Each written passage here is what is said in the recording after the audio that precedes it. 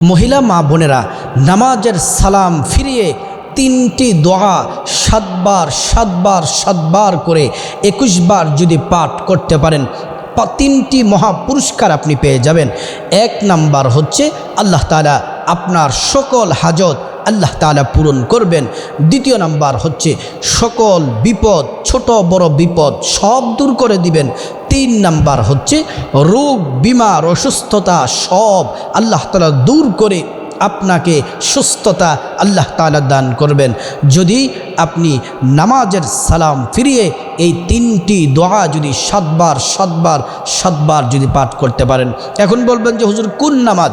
5 ওয়াক্ত নামাজের পরে এই দোয়াগুলো পড়বেন। প্রিয় দিনী ভাই ও বোন, অনেক মা বোনেরা প্রশ্ন করেন হুজুর দোয়া কবুল হয় না, দোয়া কবুল হবে কিভাবে? আপনাদের ইয়াকিন বিশ্বাস আল্লাহর প্রতি পূর্ণ থাকে না।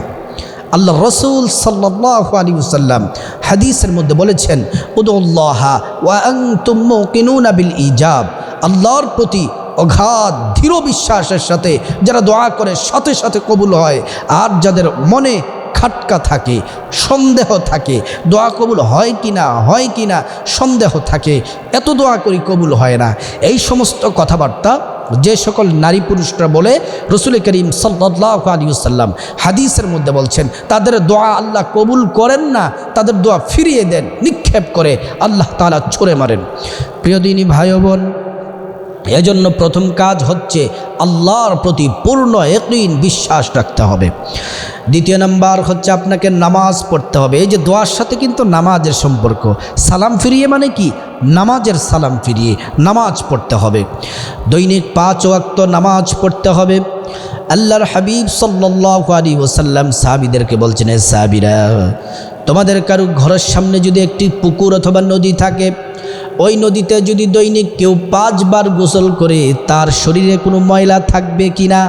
সাহাবীরা বললেন, না ইয়া রাসূলুল্লাহ, একবার গোসল করলেই তো ময়লা থাকে না, কিন্তু 5 বার গোসল করলে ময়লা থাকার কোনো সম্ভাবনা নাই।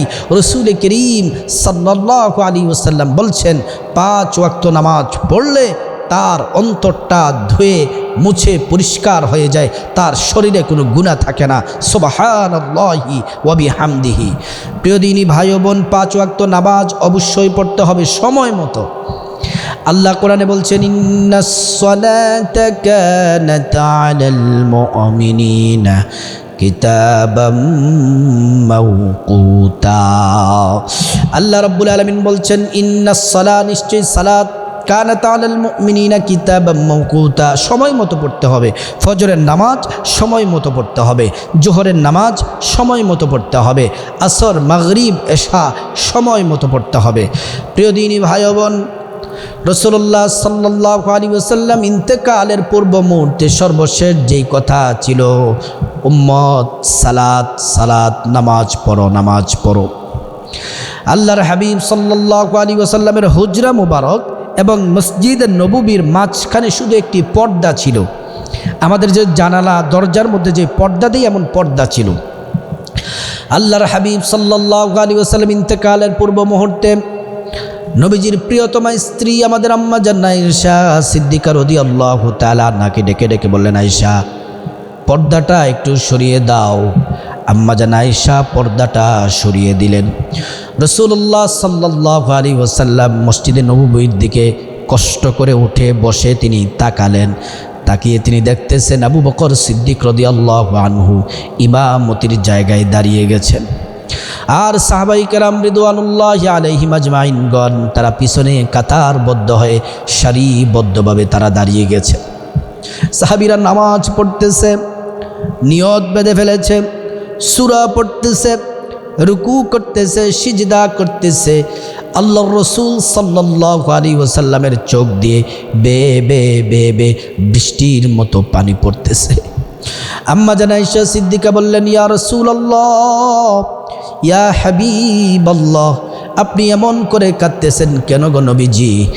আল্লাহর রাসূল বললেন, ও আমার স্ত্রী, শোনো, সব কান্না কিন্তু দুঃখের কান্না হয় না, কষ্টের কান্না হয় না। কিছু কান্না আনন্দের কান্না হয়, কিছু কান্না সফলতার কান্না হয়, কিছু কান্না সুখের কান্না হয়। এই নামাজের জন্য কত কষ্ট করেছি, তায়েফের জমিনে পাথর মেরে আমাকে রক্তাক্ত করা হয়েছে, উহুদের জমিনে দান দান মুবারক শহীদ করা হয়েছে। এই নামাজ প্রতিষ্ঠার জন্য আমাকে নিজের মাতৃভূমি ত্যাগ করতে হয়েছে। আয়েশা, ও আয়েশা, আজকে যে নামাজের জন্য এত কষ্ট করলাম, দেখো সাহাবীরা আমি নাই, তারপরও কত সুন্দর করে জামাতে নামাজ পড়তেছে। আমার কলিজা ঠান্ডা হয়ে গেছে আয়েশা, এই নামাজ জমিনে প্রতিষ্ঠিত হয়ে গেছে। সুবহানাল্লাহি ওয়া বিহামদিহি। এজন্য নামাজ পড়তে হবে। প্রিয় দিনী ভাই ও বোন, মহিলা মা বোনদেরকে বলছি, মুসলিম ভাইদেরকে বলছি, আমি নামাজ থেকে শুরু করে নামাজের সালাম ফিরানোর পর থেকে কি কি মাসনুন দোয়া পড়তে হয় এবং 3টি দোয়া 7বার করে কিভাবে পড়তে হয় আমি বলে দিচ্ছি, মনোযোগ দিয়ে দেখুন। সালাম ফিরানোর পরে একবার পড়বেন আল্লাহু আকবার, 3বার পড়বেন আস্তাগফিরুল্লাহ আস্তাগফিরুল্লাহ আস্তাগফিরুল্লাহ, একবার পড়বেন আল্লাহুম্মা আনতাস সালাম ওয়া মিনকাস সালাম তাবারাকতা রব্বানা ওয়া তাআলাইকা ইয়া যাল জালালি ওয়াল ইকরাম। এটা পড়ার পরে আয়াতুল কুরসি পাঠ করবেন।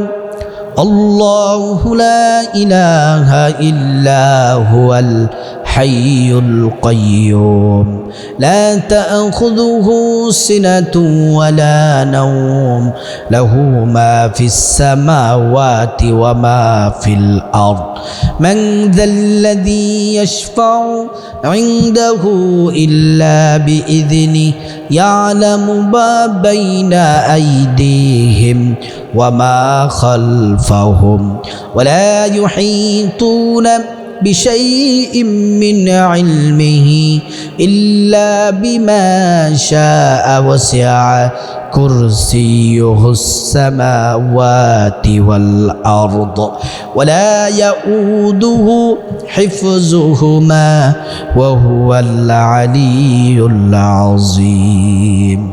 আয়াতুল কুরসি পাঠ করবেন। আয়াতুল কুরসি পাঠ করলে কি লাভ হয়? প্রিয় নবী সাল্লাল্লাহু আলাইহি ওয়াসাল্লাম বললেন, মান করা আয়াতুল কুরসি দুবুরা ফি কুল্লি সালাতিন। রাসূলুল্লাহ সাল্লাল্লাহু আলাইহি ওয়াসাল্লাম বলছেন, 5 ওয়াক্ত নামাজের পরে যে ব্যক্তি আয়াতুল কুরসি পড়বে, জান্নাতে যাওয়ার জন্য মৃত্যু শুধুমাত্র বাধা, মৃত্যুবরণ করবে আর আল্লাহর জান্নাতে প্রবেশ করবে। আয়াতুল কুরসি পাঠ করবেন। আয়াতুল কুরসি পাঠ করার পরে ইস্তিগফার পড়বেন কয়েকবার, আস্তাগফিরুল্লাহ আস্তাগফিরুল্লাহ আস্তাগফিরুল্লাহ, আপনার যতবার ইচ্ছা হয়। তারপরে দুরূদ শরীফ পড়বেন, কমপক্ষে 10 বার দুরূদ শরীফ পড়বেন সাল্লাল্লাহু আলাইহি ওয়াসাল্লাম সাল্লাল্লাহু আলাইহি ওয়াসাল্লাম। কারণ দুরূদ শরীফ যদি আপনি না পড়েন, মাহজুবুন মুআল্লাকুন বাইনা সামাই ওয়াল আরদ, সব দোয়া ইবাদত আসমানে ঝুলন্ত পেন্ডিং অবস্থায় থাকে। দুরূদ শরীফ পড়লে সাথে সাথে দোয়া আর আজিমে গিয়ে নক করে।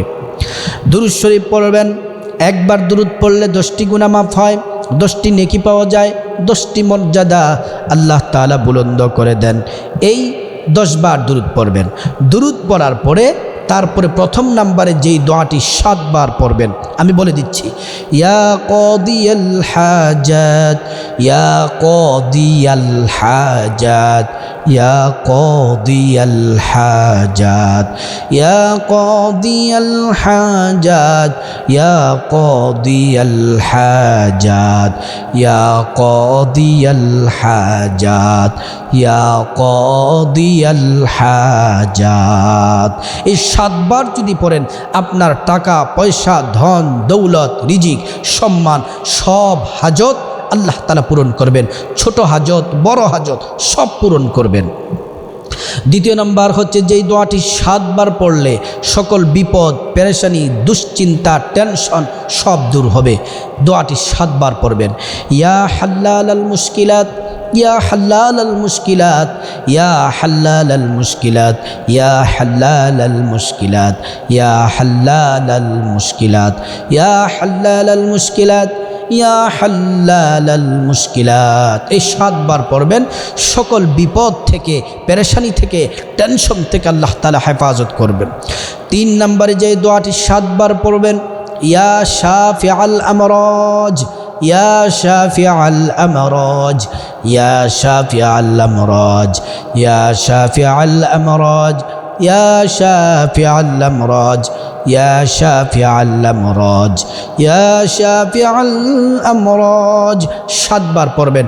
আপনার জ্বর, কাশি, ঠান্ডা, ডায়াবেটিস, তারপরে প্রেশার, ক্যান্সার, যত ধরনের আপনার পুরুষদের যত সমস্যা আছে, রোগ আছে, মহিলাদের যত সমস্যা আছে, রোগ আছে, সব রোগ থেকে আল্লাহ তাআলা পরিত্রাণ দিবেন, সুস্থতা আল্লাহ রাব্বুল আলামিন দান করবেন।